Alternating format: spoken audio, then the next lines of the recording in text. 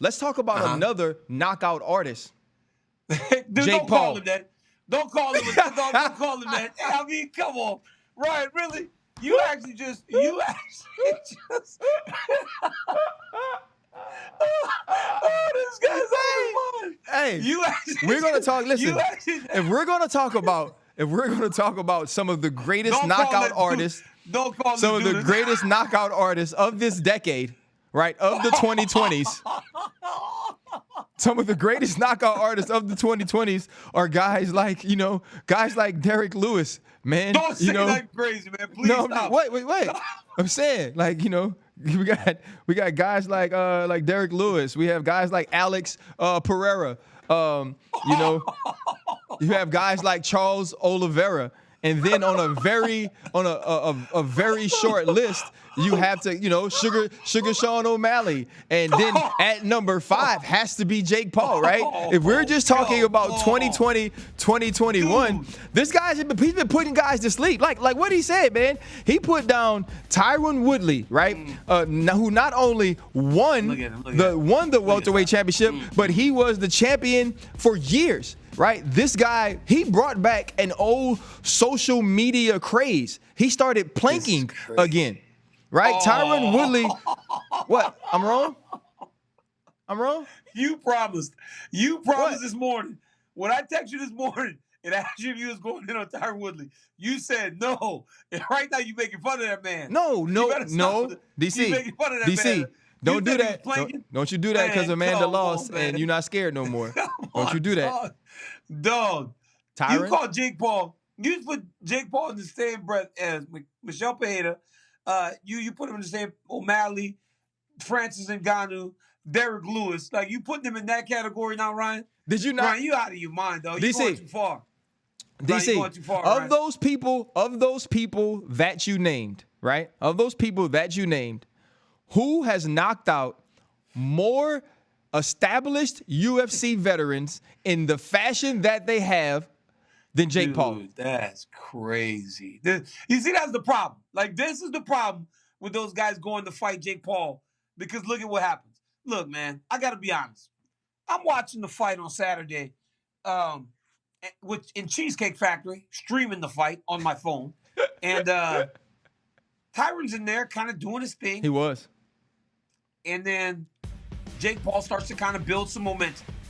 Bro, that right hand that he hit Tyron with. It was real. It was actually pretty slick. It was excellent. Because what he did was he feinted at him, right? He feinted at T-Wood. T-Wood dropped his hand. So then when he threw the second one in the hand drop, it wasn't an overhand, right?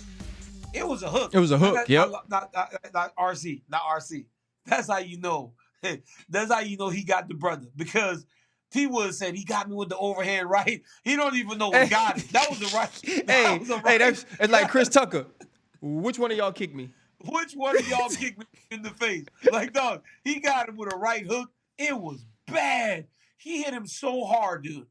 And then T-Wood goes face down. Like, bro, T-Wood's my boy. It's not good. I love T-Wood. It's not a good look. Dude, that was not good. It's not a good look. That's a bad look. So you know what's worse? The after. I don't know what T-Wood doing on social media. He posts a knockout. He make a contest about. It's like Jake Paul is beating these dudes so bad that they start to make fun of themselves. I don't think you know what though. I'm starting to think though, DC, it's just about entertainment now, right? Man, it's about because think about it. Like these are not the things that happens, with the Caleb Plant and a Canelo Alvarez. We don't see those things with Teofimo Lopez, who just lost. And so there are these other things happen in boxing for people who are purists, right? Who are pugilist specialists. You say, like, those people look at the game a different way. But Jake Paul is entertaining, and I think he loops everyone into that. Like, listen to Jake Paul's sound after the fight. The entertainment continues that started with the Rolly before the fight. I just knocked out a 5-time UFC champion and embarrassed your whole company. And please let me get Kamaru Usman. Please let me get Diaz. Please let me get Masvidal. Please let me get McGregor, because I'm going to embarrass them too. I promise you that, Dana. I promise you that. You know what's craziest about that, RC? I mean, he said, Jorge Masvidal says, come up to the UFC, sign one fight. I'll break your jaw in front of the world. I promise you that if you really want it, come get it. Now, what Masvidal's doing is kind of the same thing I did whenever this whole Jake Paul thing was going on with me. But here's the difference, right? They're going to fight this kid under his rule set. This kid has all the time in the world to train. You're right. The kid has money.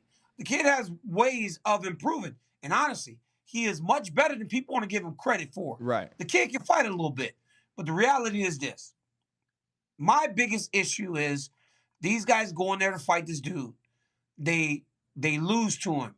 Ben Askren was immediately almost making fun of himself. It's almost like you're so embarrassed that you lost to the Disney kid or the YouTuber that you start to almost like become like self-depreciating. Hey, it's bad. You become a caricature in his comic, bro. Hell?